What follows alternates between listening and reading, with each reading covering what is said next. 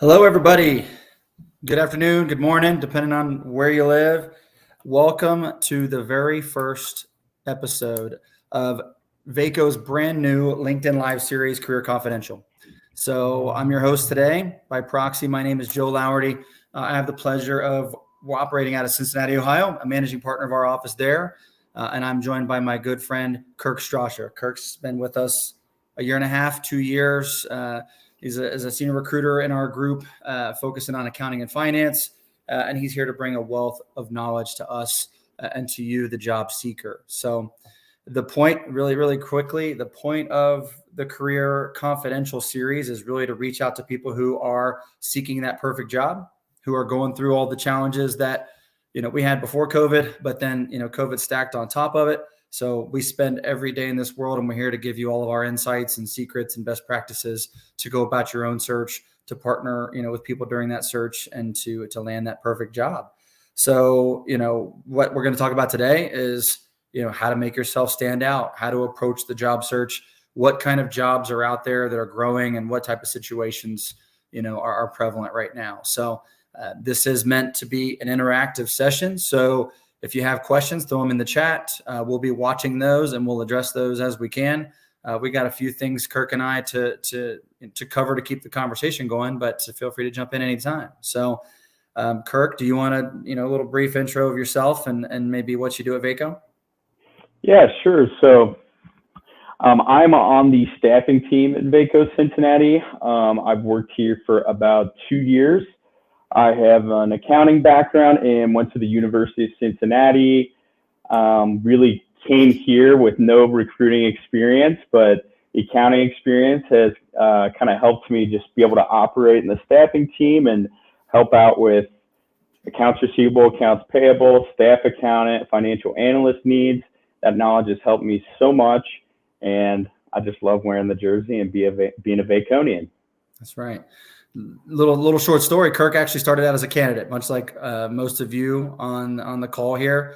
We were helping Kirk in his own search, and through 2 or 3 coffees, a couple of Panera visits later, we realized that that Kirk wanted to join our side and help others. So it's been great so far. In addition to that space, we can also talk about all the areas in specificity. If it's finance, it's accounting, it's technology, it's engineering, it's supply chain, it's HR. Not too many areas are out of bounds for us. So if we get into conversations in specificity here or follow up later, none of those are out of bounds. So I have, I think, a few questions for you, Kirk. If we don't have any comments yet, I'll keep an eye on those. But it looks like we've got some folks from all over the country coming in here, right? So I got a couple things to lead the conversation, Kirk, that I'm going to ask you so that we can get the conversation going, and we'll go from there. How's that sound? Okay. Sounds great. Yeah. I'm ready. So, we're in this every day. You're very much on the front lines. What kind of roles are, what's the trend right now? What kind of roles are open? What are you looking for? What are clients asking for? What are we seeing the most, frequency and volume? So I'll say, I mentioned I'm on the staffing team. I work on a lot of, financial related roles. I will say for our core business, we're seeing a lot of staff and mid-level accountants from our clients. Our team believes the trend here is the higher number of the older individuals, especially accountants, just really preferring not to work.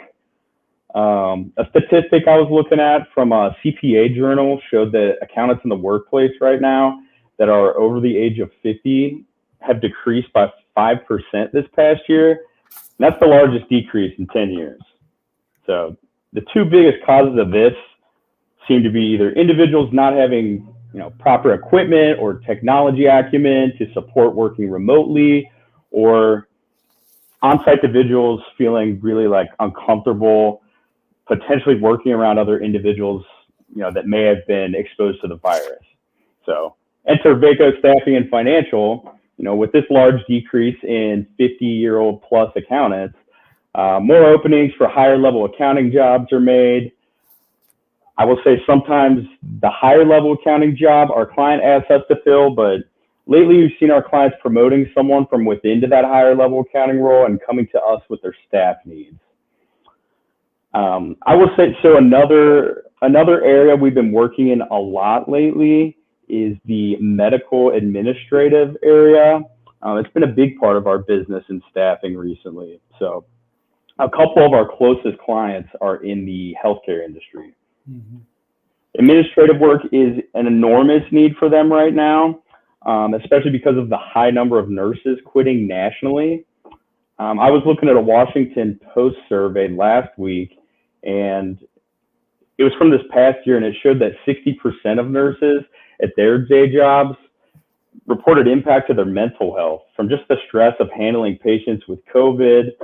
And then, even 30% of these nurses, they considered leaving the healthcare industry altogether. So the trend we're seeing here is the amount of nurses that are leaving their day jobs to become travel nurses. The U.S. had an increase in travel nurses of about 16.5% this past year. So this is where our team comes in with that massive increase in nurses, just in like the healthcare staffing industry. So we have a large opportunity created for us on the staffing team. Our team has worked with them to provide them with consulting needs for administrative support, their credentialing teams, their billing needs, and many other areas.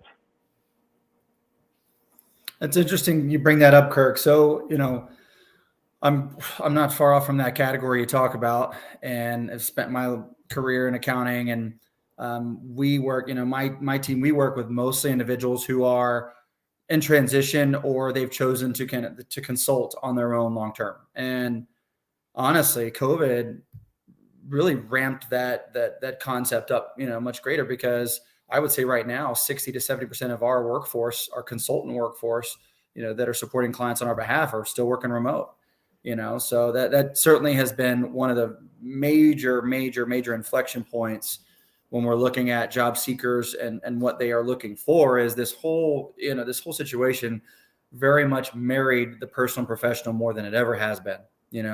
It depends on what state you live in, what the regulations have been, and what whether it's vaccination or testing status and things like that. And then you go into school closures and childcare and on and on and on and on. And, bulk of the workforce has got, children in those ages. So it's been the craziest time. I've been in this business for nearly 15 years, and it's by far been the craziest time, of my entire career. But also, to be quite honest with you, the one most rampant with opportunity, for people who, maybe weren't looking for new opportunities or putting their resume out or making it known that they were interested. Similar to the real estate market, there's so much money and equity and value out there that people are listing their houses that maybe wouldn't have otherwise. Same thing in the job front. People who have been relatively satisfied in their roles are now able to work anywhere in the country, to work remotely.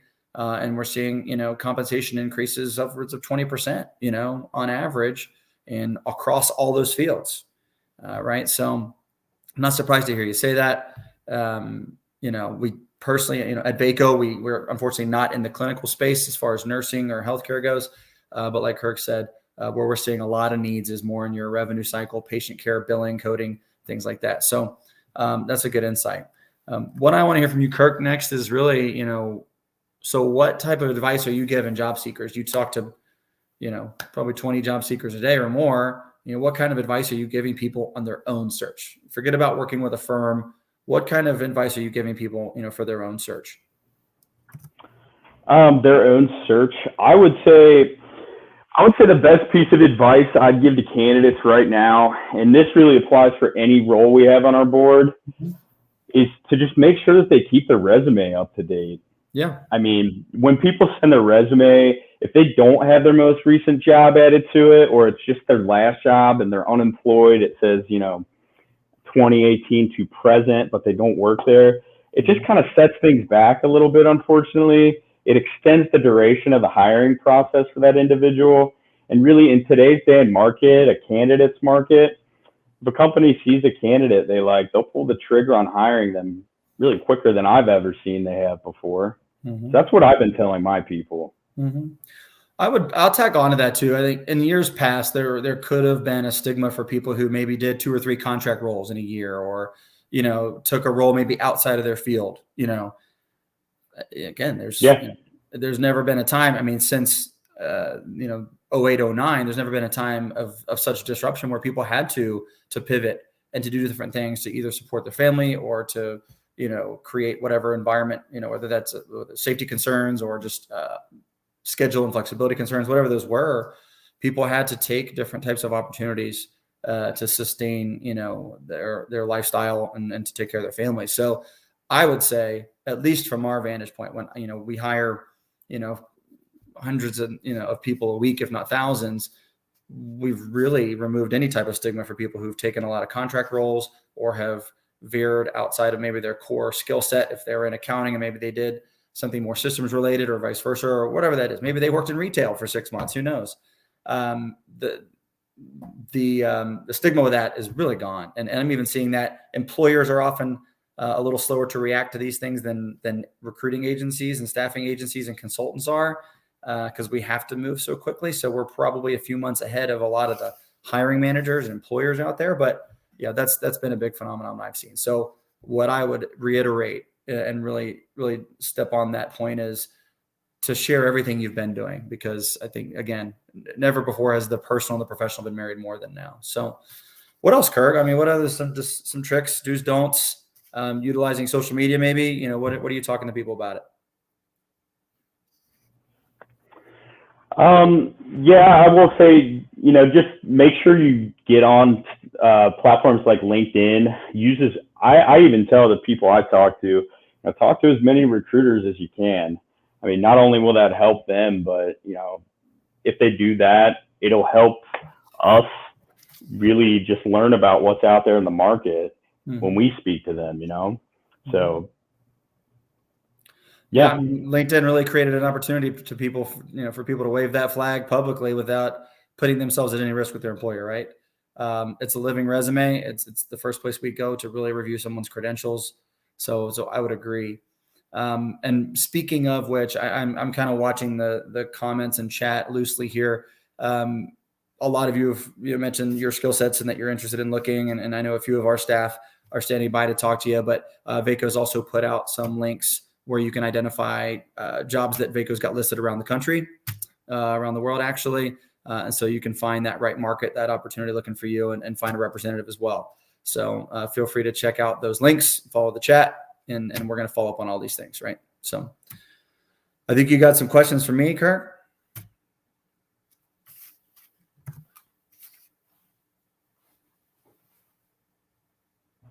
Sorry about that. I saw there's an audience question here. I don't know if you wanted to go ahead and look at those. Oh, we got one. Okay. Yeah. It says, what is the ratio of remote to in-office jobs you are seeing? You want me to take that one? Yeah, you can take that one. Yeah. And I can add some stuff on. Yeah, there's categories to this question. Take out industries like healthcare, certain manufacturing industries that require, hands-on, in-person attention. But, we'll look, pretty much at like the professional back office, in-office scenarios of the skill sets we're talking about: finance, accounting, IT, et cetera. Right now, we're seeing roughly, 60% in office, that being the majority of those being hybrid, and then the remaining 30 to 40% being still remote.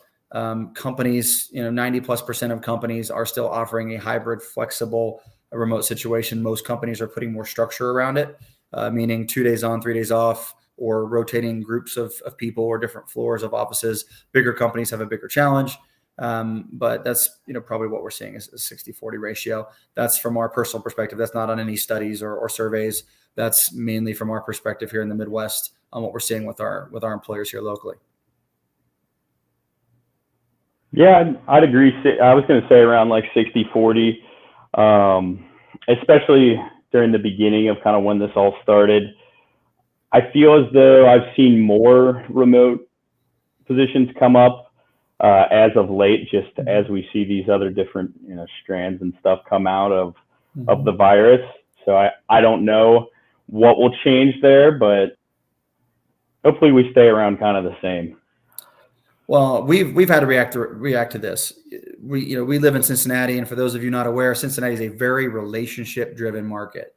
And so until the last 18 months, we never had anybody working remote, period. outside of a day or two, because of necessity.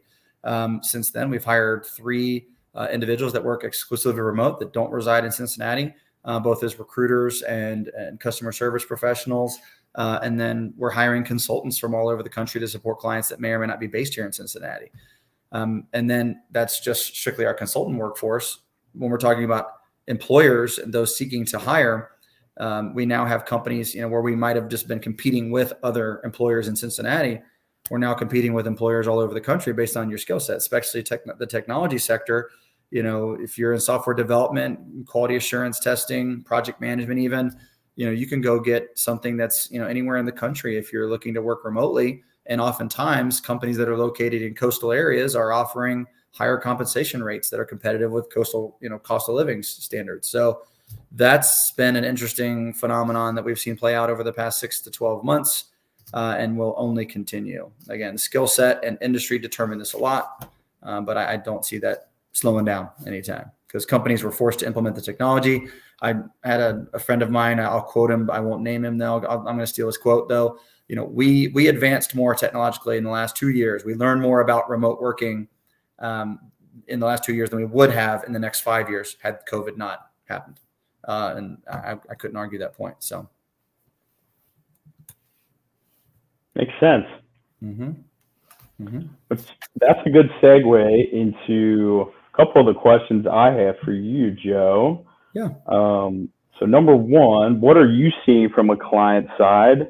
And I guess, are there certain types of candidates that your clients are looking for? Yeah, the complexion of the candidate hasn't changed a whole lot, but the cultural, the matching of culture, work-life balance, the path of the employee, and all those things have become abundantly more important. Compensation is the box that you have to check. You have to hit a number. There's not a whole lot of creativity with that, right? Vacation and PTO has become very blended and gray with all the time we're having to now work remotely and things like that. You've even seen employees not even taking as much vacation because that time blends so much. But I would also tell you, though, again, the marrying of the personal and professional, employers are not only having to be competitive with compensation to not only attract new talent, but to retain their own, because we have seen employees that, the reason they're looking is typically money or work-life balance or remote flexibility. As long as their current employer will offer that and will match the dollars offered, we're seeing more counter offers accepted than at any time, during my 15 years of doing this by a wide margin. So that's happened. And so, typically we used to recommend not pursuing such things, but it's worked out for the best in many situations.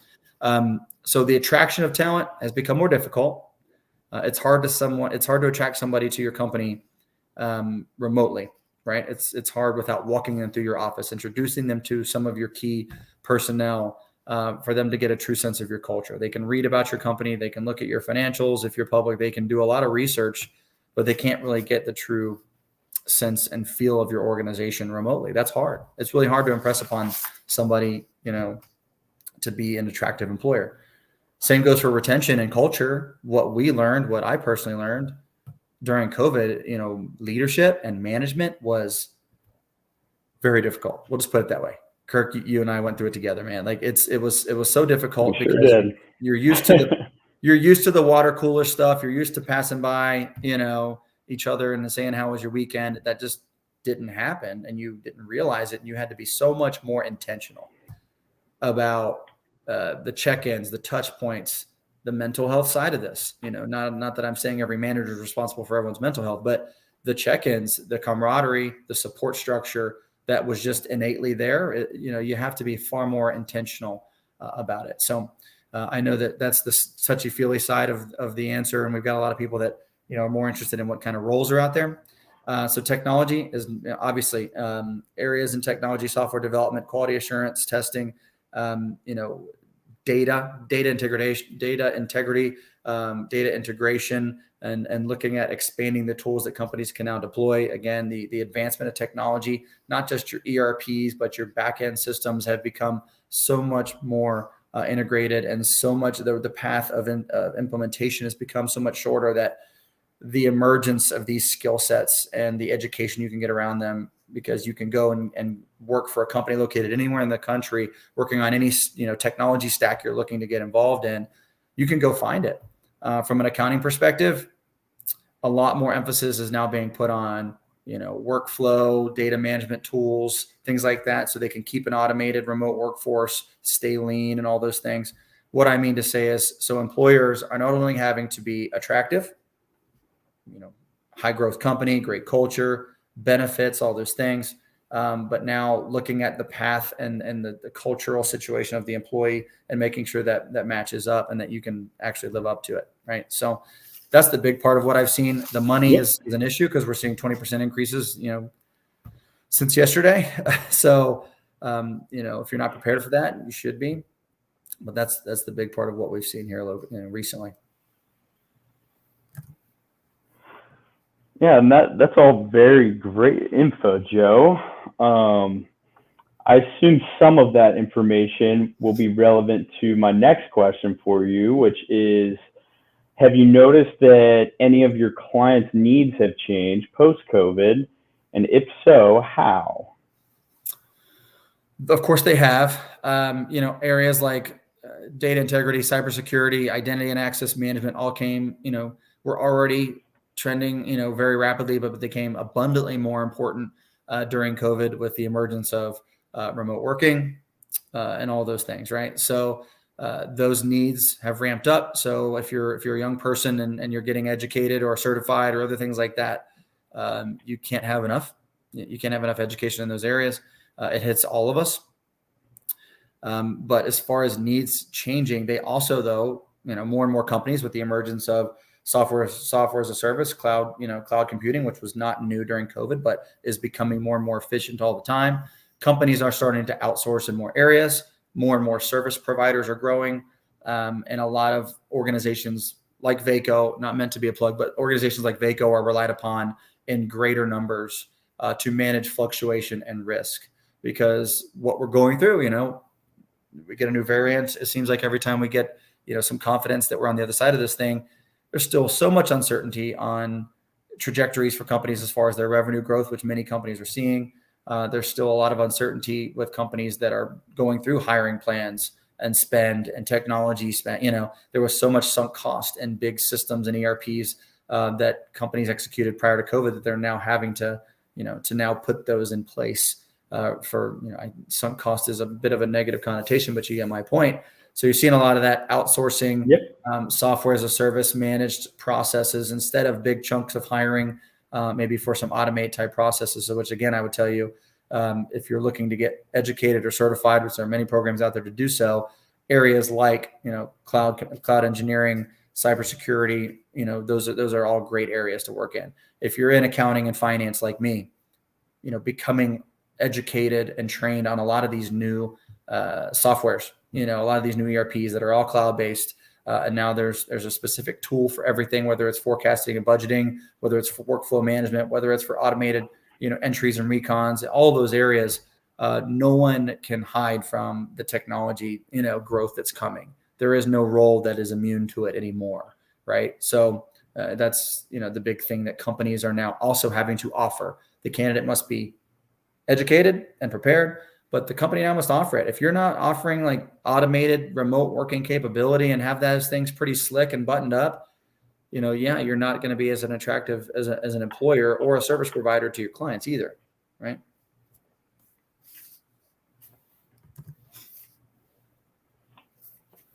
Yep, that is perfect. And that again, great segues, by the way, Joe. So completely accidental. What hiring trends can we forecast for 2022 was going to be the next thing I asked, but I mean, you kind of hit the nail on the head. I mean, with things like cloud computing and these new ERPs for accounting and finance, those are similar things I've seen. Is there anything else specifically that you've seen that you think you can forecast for 2022 in terms of new hiring trends? Mm-hmm. Yeah, the employer hat, when I'm wearing that, I want to say that, the curve on compensation is going to smooth out, but I really don't see that happening. I mean, we're not going to continue to increase 20% year over year. That's not sustainable. But I haven't seen that smoothing yet. It still very much is a candidate job seekers market. And so right now, the big trends I see are compensations continuing to rise. Companies are going to need to be creative about incentive compensation, retirement compensation, flexible work benefits, and things like that, like childcare, in other areas. You're having people are, organizations are having to get creative about that. Again, those were the boxes to check. What else I see moving forward in 2022? I do see, as much as a lot of us, like 5 minutes into COVID, said, wow, I love working remote. I think this is going to be what we do forever. 5 minutes later, we were all like, no, never mind. Especially if my wife, was being asked this question. She kicks me out of the house pretty regularly. We are seeing that return to work slowly being trickled in. That's not going to be everybody. But that big hesitancy to invest in real estate, in leases and space. Maybe you aren't getting 100% of the space you were going to get before COVID, but you're getting 80% of it. We do hear from a lot of people who don't have healthcare concerns, childcare concerns, or otherwise. They are ready to be working together again. They are ready, to be together again. So doing that safely and being prepared for that, it's going to be a big issue for employers that nobody has a playbook for because the playbook changes every 5 minutes, but that's important. That's going to be a trend. Compensation rise is going to continue to be a trend. And I'm feeling it right now, like the push for employers and those who seek to hire to be more and more and more and more flexible. It's just going to be mandatory if you want to attract talent. Otherwise, you're going to have to continue to pay for it with services and managed service partners. So that's the big thing.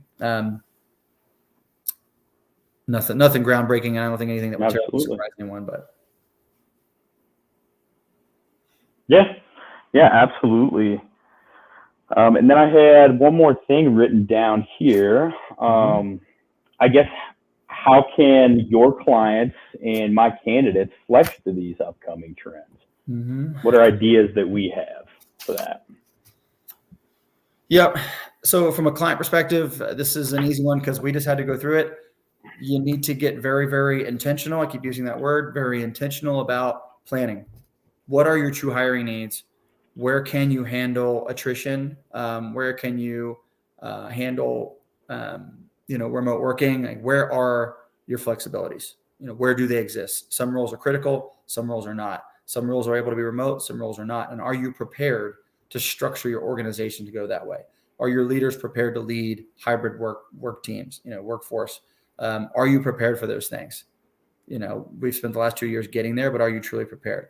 Have you budgeted for the increases we're talking about, or are you catching up to it? Do you have large capital expenditures that you're married to this year? And how are you going to get those costs and systems and expense, and investments implemented as soon as possible? So employers spending a lot of time looking inward and doing a lot of planning and being very intentional about how you hire, how you spend, when you do it, how you do it, who you do it with. I couldn't be probably more sincere about that point right there, because that's where I spend my days, talking to clients about. So from a candidate perspective, even if you're happy, even if you're comfortable, I guess would be a word to say, reach out to a couple of people, the right people. I reach, if you're working with firms, work with 2 or 3. I wouldn't work with any more than that.